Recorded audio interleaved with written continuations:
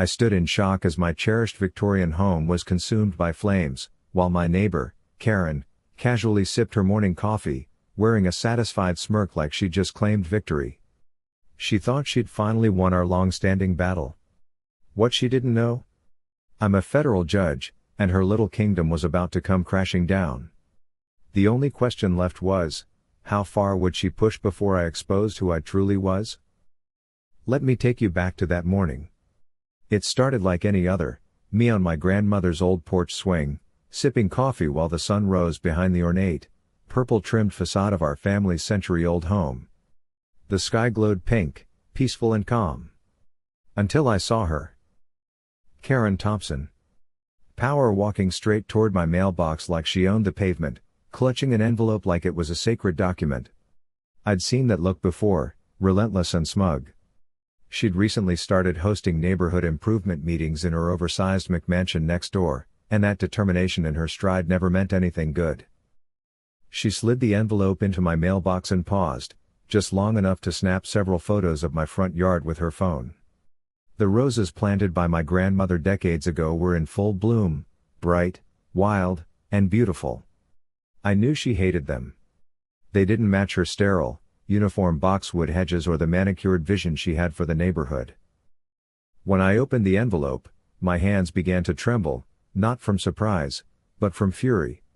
It was what she called an exciting opportunity, a formal invitation to join their newly established HOA. It came with a glossy brochure, filled with photos of identical beige homes, carbon copy mailboxes, and the promise of enhanced neighborhood value. But the real gut punch? The list of mandatory changes. Remove all non-approved paint colors, meaning the purple trim my grandmother adored. Rip out the heritage rose garden and replace it with community standard vegetation. Take down the antique wind chimes that had comforted me since childhood. And all of this came with a $5,000 membership fee and $350 in monthly dues. From my window, I saw her walking back to her home, phone to her ear. Her syrupy voice rang out, "Yes, I just delivered the final invite. She's the last one. Once her place is updated, property values will soar." That false sweetness in her tone made my skin crawl. That evening, I walked over to her door with the invitation in hand. Her doorbell played a chimed version of "We Are the Champions." Of course it did. She greeted me wearing a neighborhood watch captain badge and a grin that didn't reach her eyes. I kept my tone measured and professional. "I've reviewed your invitation," I said evenly. "And I'll have to decline. This home has been in my family for generations, and I won't compromise its historical character." The smile dropped from her face like a rock. "You don't understand," she snapped, stepping closer. "This isn't really an invitation. The HOA is already official. You're surrounded. Your property is next. You have to join." That's what Karen insisted, hands on her hips like a villain in a community theater play. But I came prepared. I pulled out the official property maps I dug up that very afternoon. "Actually, that's not accurate," I said, calmly. "My deed predates any HOA formation, and I'm under no legal obligation to join." 20 years of legal practice had taught me one thing: always come with the facts. And watching Karen's face turn a deep shade of red was a satisfying reminder of that. She dropped the fake charm immediately. "Listen here," she snapped, stepping closer. "This neighborhood is changing. Progress is happening. If you don't get on board, things might start to get complicated." She leaned in slightly. "Accidents happen to homes that don't meet code. Citations pile up. Fines add up. Inspections get thorough." I met her gaze without flinching.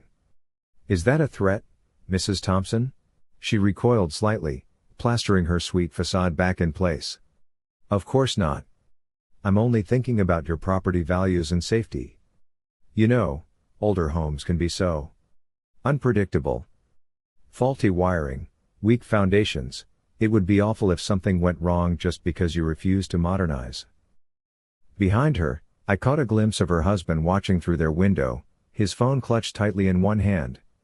Something about his stance sent a chill through me.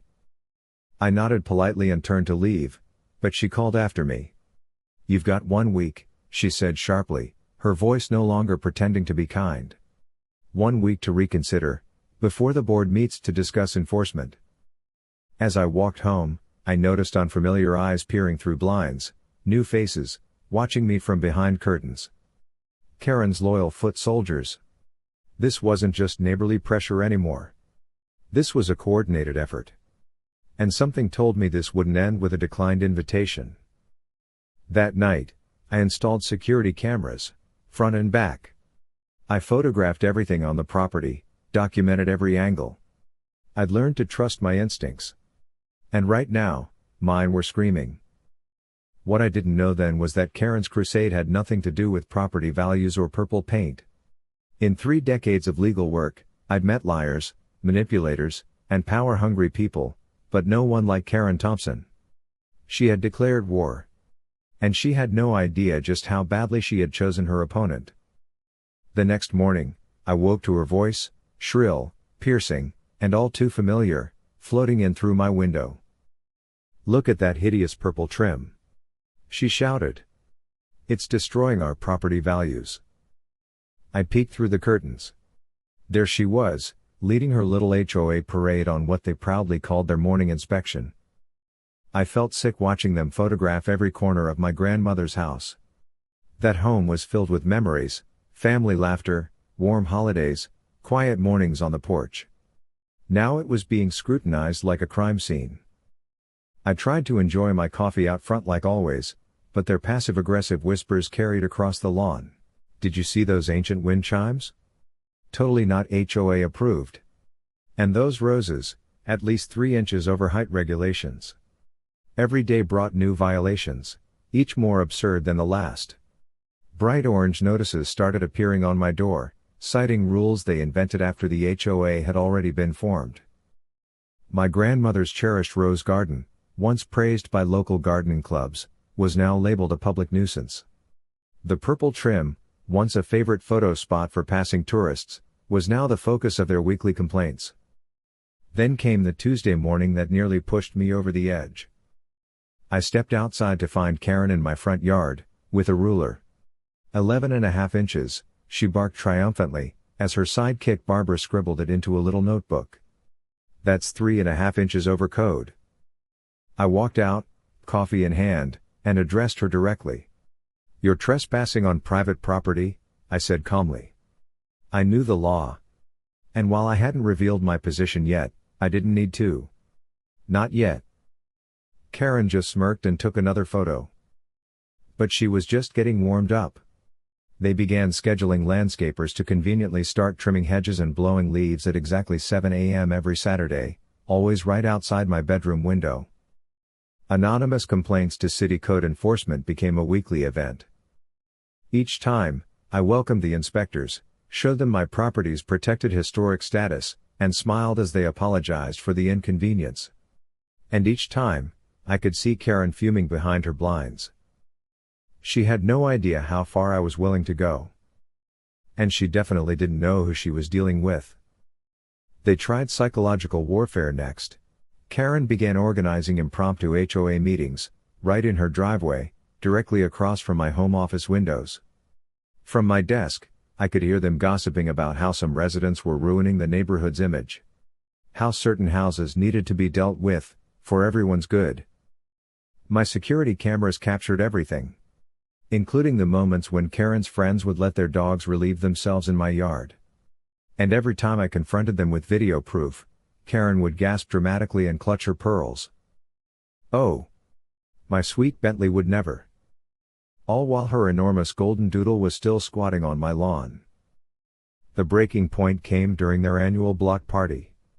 Naturally, I wasn't invited. But that didn't stop Karen from making me the evening's main attraction. Her voice boomed over the music and laughter, talking about revitalizing the community and how some older properties just don't fit our neighborhood's vision anymore. Every few minutes, I spotted people discreetly snapping photos of my home, especially around the foundation. They whispered to one another, pointing at the structure like they were appraising a condemned building.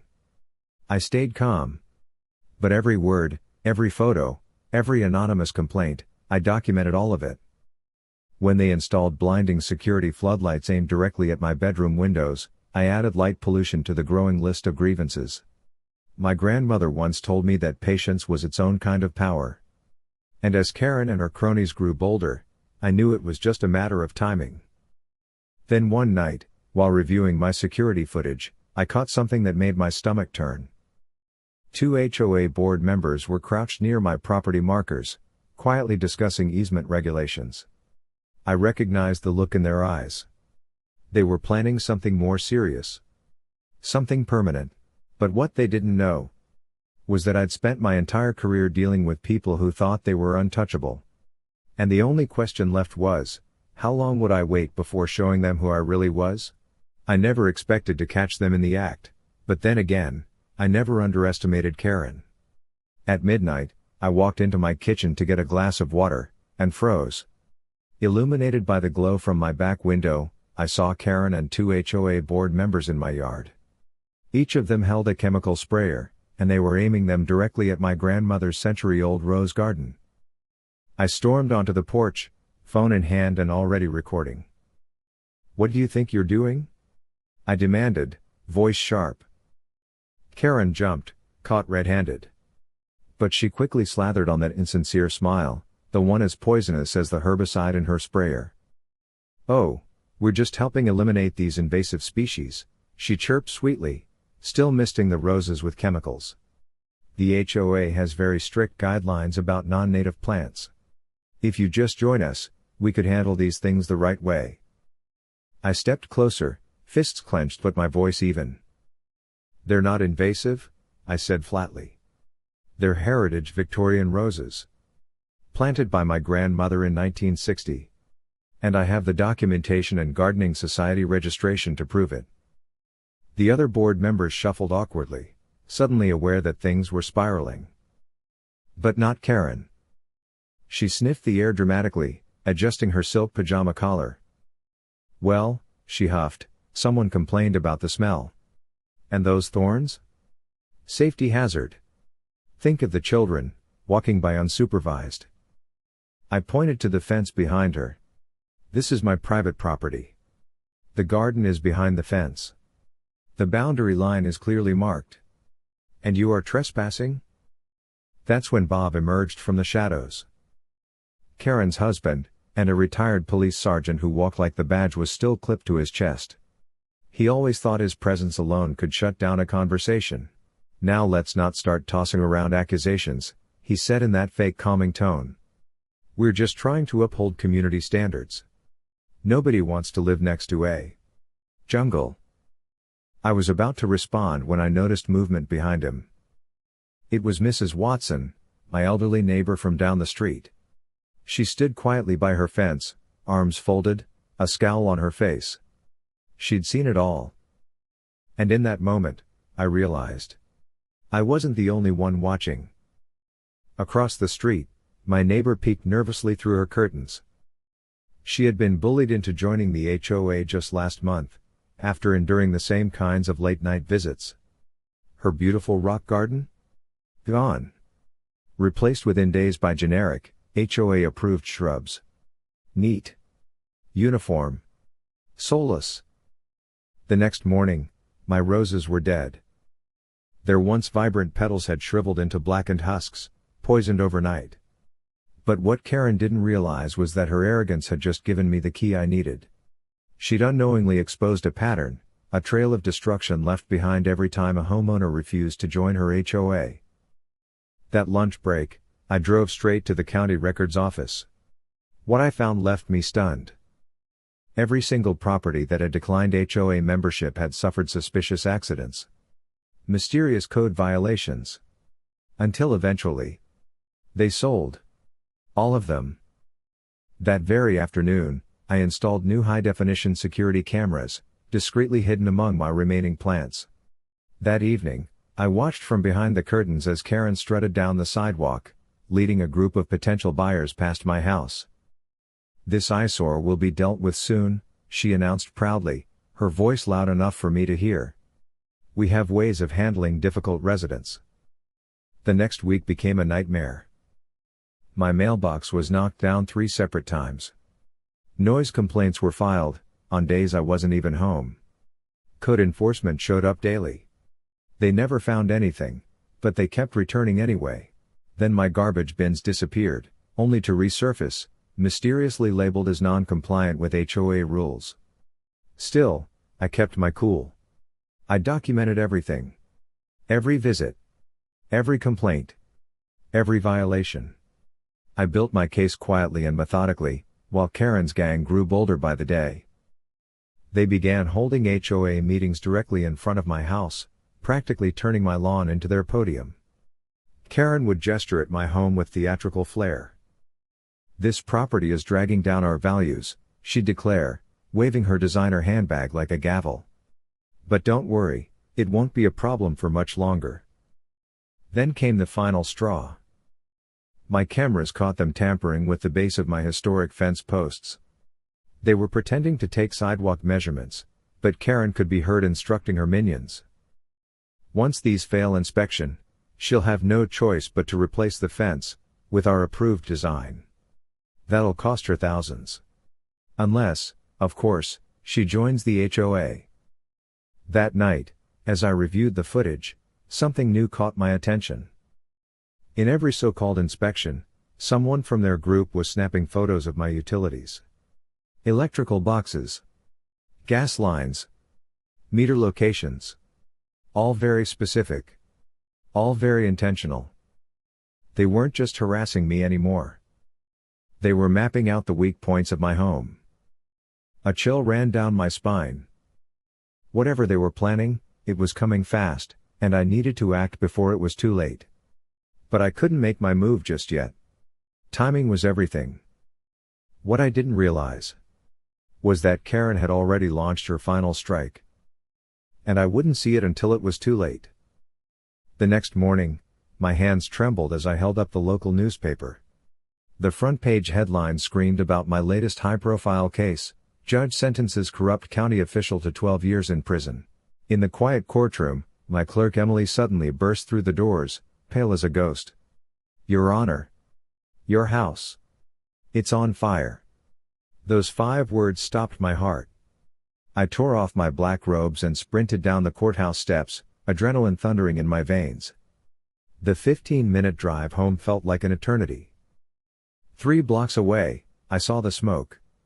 Thick, black plumes curling into the sky. When I arrived, I found the home I loved, the home my family had cherished for 3 generations, being devoured by flames. My grandmother's iconic purple trim cracked and peeled away under the blistering heat. I slammed on the brakes and jumped out, barely hearing the firefighters shouting over the roar of the fire. The porch swing where I drank coffee each morning was gone. The garden where I'd celebrated milestones, blackened. I could hear the groan of wooden beams collapsing inside. Then I saw her. Karen. Standing in her driveway like it was just another casual Tuesday. Designer yoga pants. Artisan coffee mug in hand. Laughing and whispering with the other board members as they pointed at the blaze. They weren't even pretending to be concerned. Fire Chief Martinez walked over, his face grim. "Ma'am. Looks like an electrical fire. These old homes, you know how unpredictable the wiring can be." But I knew better. Just yesterday, I'd passed my annual inspection. Everything had been up to code. I'd made sure of it, after Karen's comments about unsafe historic homes at the last town meeting. Then it hit me. The cameras. I whipped out my phone, heart pounding, and opened the app, only to find a blank screen. No footage. No feed. Every camera had stopped recording at exactly 3 a.m. 4 hours before the fire started. Coincidence? No. As I stared at the inferno consuming my childhood, my career, my family legacy, I knew. This wasn't just arson. This was retaliation. And as the smoke rose into the morning sky, I spotted 2 familiar figures in the crowd, Bob Johnson and Mike Peters. Both HOA board members. Both watching silently from the curb. Like they knew exactly what had happened. The board members tried to blend in with the gathering crowd of neighbors, but I noticed their boots right away, those same worn work boots I'd seen in my security footage last week when my rose bushes were destroyed. Now they were caked in something new. Mud, maybe. Or ash. Karen strutted up to me, wearing a look of theatrical concern. Her voice dripped with fake sympathy. "Oh, how awful. Just terrible," she said, shaking her head. "If only you'd joined our HOA. We have such strict safety standards. But you were just so stubborn about keeping things historic." She said the word like it was some kind of insult, then took another smug sip of her coffee. I bit my tongue so hard I tasted blood. "Not yet." I couldn't reveal my hand, not here, not now. Instead, I kept quiet, watching her carefully. That's when she pulled out her phone and started typing rapidly. Moments later, I overheard another neighbor chatting excitedly about a new land listing, some fantastic opportunity posted in an exclusive real estate group. I didn't need to ask which land they meant. When the fire department finally got the flames under control, it was too late. The beautiful stained glass windows were gone. The hand-carved porch railings, burned beyond recognition. Part of the roof had collapsed. Over 100 years of family history turned to ash in just a few hours. But as I stood there, heartbroken, watching the last tendrils of smoke rise into the sky, I made a decision. Karen thought she'd won. Thought she'd broken me. But in that moment, she made the worst mistake of her life. I reached into my pocket and pulled out my phone. 3 calls. One to an old friend at the FBI. One to my contact in the state attorney's office. And one to a private investigator I trusted with my life. As I ended the final call, I noticed Karen watching me from her driveway. There was a flicker of hesitation behind her eyes. She didn't know who I was calling. But something in my posture, my resolve, it clearly rattled her. Good. Let her be afraid. Because while my home was reduced to rubble, my real strength had never been in bricks and wood. My power came from knowing the law, and from a lifetime spent enforcing it. The sun climbed higher, casting long shadows over the ruins. I knelt, gently picking up a small, charred piece of purple trim. It was all that remained of my grandmother's porch. She once told me, sometimes, you have to lose everything before you find the strength to fight. Looking over at Karen's smug little smirk, I knew exactly what needed to happen next. But first, I had to understand how deep this corruption ran. As Karen paraded around the block, spreading whispers that I'd set my own home on fire for the insurance money, I worked in silence. Digging. Investigating. Collecting every piece of the puzzle. And that's when the first real breakthrough came. An old friend from law school, now a real estate fraud investigator, called me with shocking news. Every house that had mysteriously burned down in our county over the past 5 years? Sold to the same shell company. The owner? Karen's sister-in-law. My hands trembled as I combed through property records, each file uncovering a pattern too perfect to ignore. So I doubled down. I hired a private investigator to dig even deeper. He spoke with former homeowners who'd suffered the same fate: harassment, intimidation, anonymous complaints. Then mysterious fires. One after another. Most had caved. Sold their homes for a fraction of their worth, often to Karen's so-called investment group. One elderly man broke down in tears as he described losing decades of memories in a garage fire, just one day after refusing to join the HOA. The stories matched mine to a disturbing degree. And then came the final piece of the puzzle, from an unexpected source.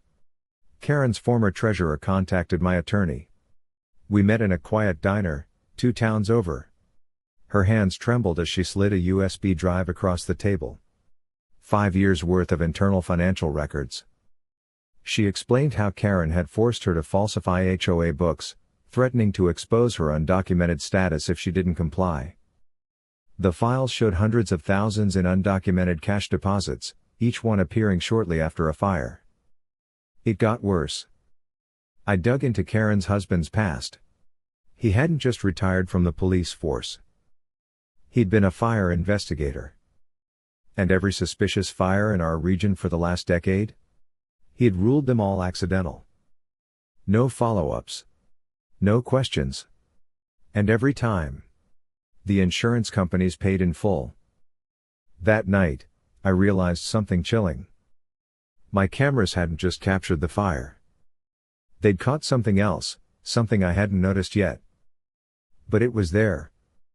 Waiting. And it was going to bring Karen's empire crashing down?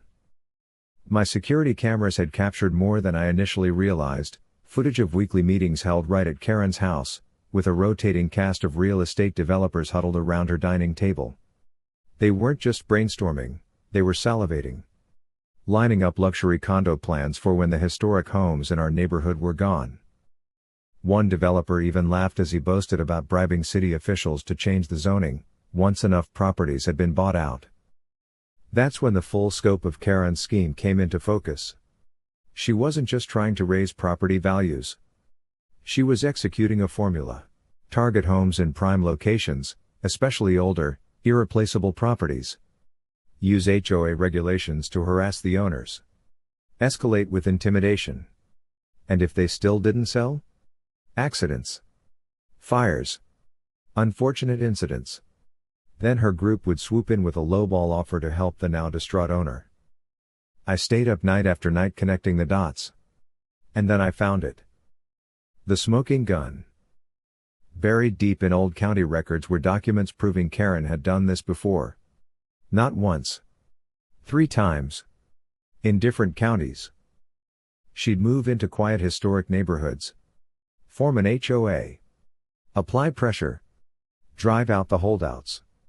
And once she had enough land, she'd flip it to developers for millions. Millions. And to top it off, she'd won awards for neighborhood improvement along the way. Medals and plaques celebrating what was essentially organized property theft. I had enough to blow this wide open, but I wanted more. With the FBI's help, I convinced the former treasurer to wear a wire for one final meeting with Karen. The recording we got was everything. Karen, laughing over wine, bragging about next targets. Mocking whose homes might have mysterious electrical issues. And even threatening the treasurer, if you talk, I'll make sure no one finds you. She didn't know it, but every sip of her wine was one more nail in her own coffin. Each day, I watched Karen continue her parade around the neighborhood. She waved to neighbors. Pretended to offer condolences. Made passive-aggressive remarks about my unfortunate fire. And I smiled back, documenting every word. Every step. What Karen didn't realize was that her confidence, her arrogance, was the very thing that would destroy her. And then, finally, the last puzzle piece fell into place. Why my house? Hidden deep in the city's old planning archives was a map from a highway expansion project drafted over a decade ago. It had been quietly revived, and my property sat right in the middle of the proposed retail development site. Karen's developer friends had inside info. They had already bought every parcel surrounding mine through shell companies. But without my land?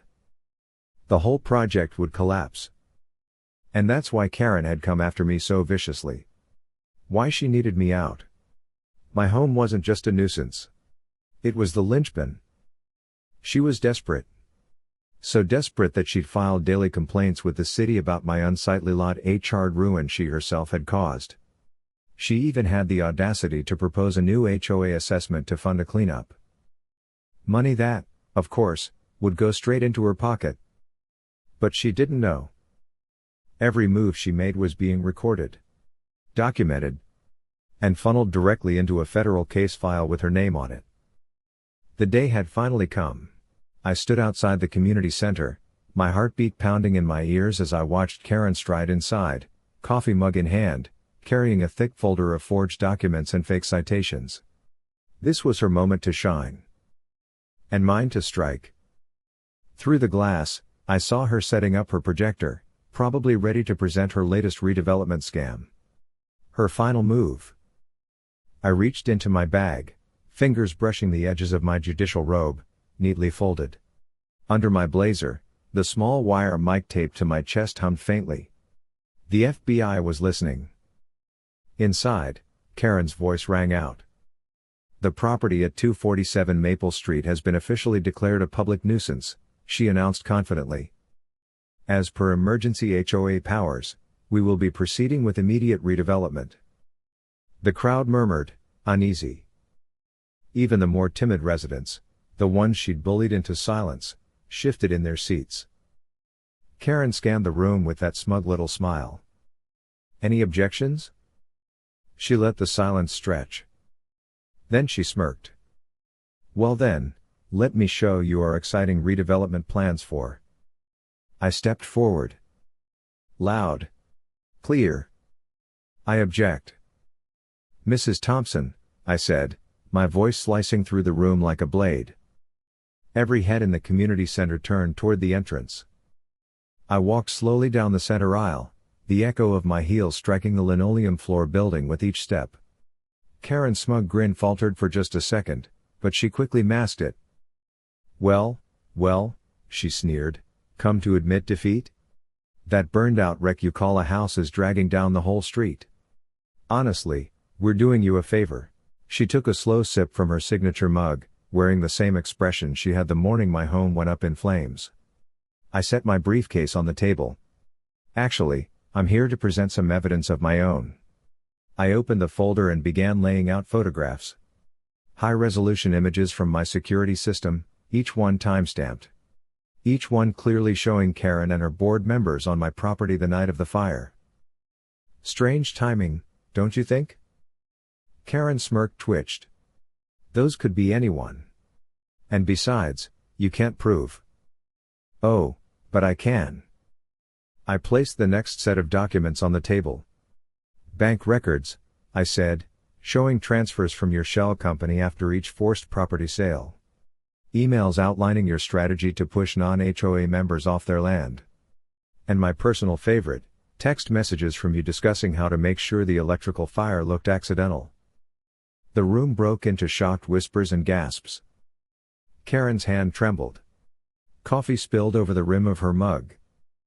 This is absurd, she stammered. You can't just walk in here with wild accusations. I'll sue you for defamation. I reached into my briefcase one final time and slowly unfolded my judicial robes. As I slipped them on, the room fell silent.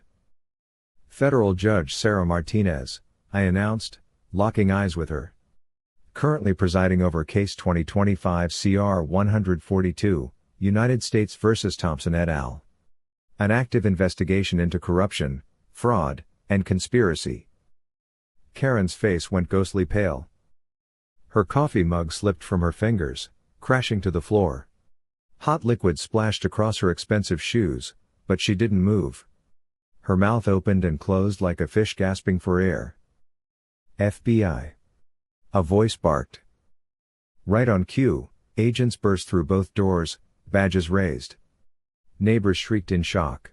Karen's husband, the retired police sergeant who'd buried all those fire reports, tried to run. He made it barely 3 steps before being tackled to the ground. I walked up to Karen, still collapsed in her precious HOA president's chair. You know the biggest mistake criminals make? I said, picking up the gavel she had once used to hammer down fake HOA verdicts. They get so high on their own power, they forget to check who they're dealing with. I slammed the gavel down on the table. Meeting adjourned. The unmistakable click of handcuffs echoed through the room as the FBI led Karen and her cronies away. Applause erupted from my neighbors. For the first time in years, the fear was gone. As I gathered my files, old Mrs. Johnson approached with tears in her eyes and pulled me into a hug. We should have stood with you sooner, she whispered. I returned the embrace, watching the police car door slam shut behind Karen. Sometimes, I said softly, justice takes the long road. But it always finds its way. The morning of the trial felt different. I stood in front of the bathroom mirror, adjusting the collar of my judge's robe, thinking about how Karen had laughed the day my home burned to the ground. She wasn't laughing anymore. The courtroom was full. Reporters. Neighbors. Victims from other towns, people who had come forward after hearing what happened. Then she walked in. Karen. Wearing an expensive suit instead of her usual yoga pants. But the moment she saw me seated at the bench, her face turned white as a sheet. She grabbed her lawyer's arm and whispered, "That's her. That's the judge, the one whose house we burned." Her lawyer's pen slipped from his hand. The evidence was overwhelming. 15 homes. 15 fires. Each one followed the same pattern: harassment, vandalism. Then flames. We traced it all. The shell companies. The payoffs. The cash purchases of destroyed homes, all tied to Karen's brother-in-law. They'd made millions. When we played the security footage from my property, the room fell into stunned silence. There, in grainy black and white, was Karen. Spraying gasoline near my grandmother's roses at 2 a.m. Then came the audio, Karen's voice, clear as day. "Once it burns, she'll have to sell." She sat there, shaking her head, mouthing no, as if that could erase the truth. But the biggest shock came when Karen's own husband took the stand. The retired police sergeant. He finally broke. He confessed to everything: how they picked their targets, how they falsified reports, how they paid off officials to stay quiet. Karen screamed liar. So loudly, the bailiff had to remove her from the courtroom. One by one, the victims stood up. Mrs. Rodriguez, the retired teacher, told how she lost every photo of her children. The Patel family spoke through tears about how their grandfather's ashes were destroyed in a garage fire. Each testimony chipped away at Karen's facade. Her power. Her arrogance. Her designer suit didn't mean much now. She looked small. Frail. Powerless. When I read the verdict, my voice didn't waver. 25 years for Karen. 15 years each for the board members. Their eyes said it all. They finally understood, money and manipulation couldn't save them now. Karen tried to give one last speech, something about how she was just protecting property values. I cut her off. The same way she had cut me off when I once tried to explain the significance of my grandmother's roses. That was 6 months ago. Today, I'm sipping coffee on the porch of my rebuilt Victorian. The trim is the same shade of purple my grandmother painted by hand. The roses, miraculously, are blooming again, grown from cuttings of the one bush that survived. Karen's house was sold to pay restitution. It now belongs to a kind immigrant family.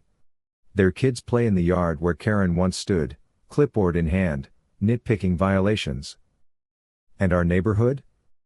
It's never been better. No HOA. Just people who look out for each other.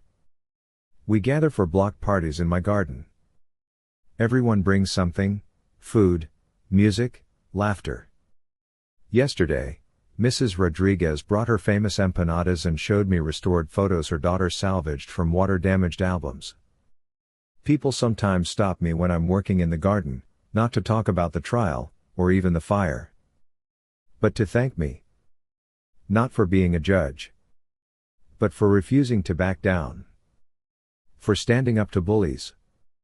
The local news did a follow-up story: the neighborhood that turned HOA tyranny into true community. The Patels now host our monthly meetings in their backyard. We talk. We share. We grow. I still keep Karen's shattered coffee mug on my desk at the courthouse. The one she dropped when she realized who I was. It reminds me that justice may move slowly, but it always gets there. And every morning, I sit in my rose garden with a fresh cup of coffee, watching the sunrise through my perfectly purple-trimmed windows, knowing that sometimes the best revenge isn't revenge at all. It's rebuilding something even more beautiful than what they tried to destroy.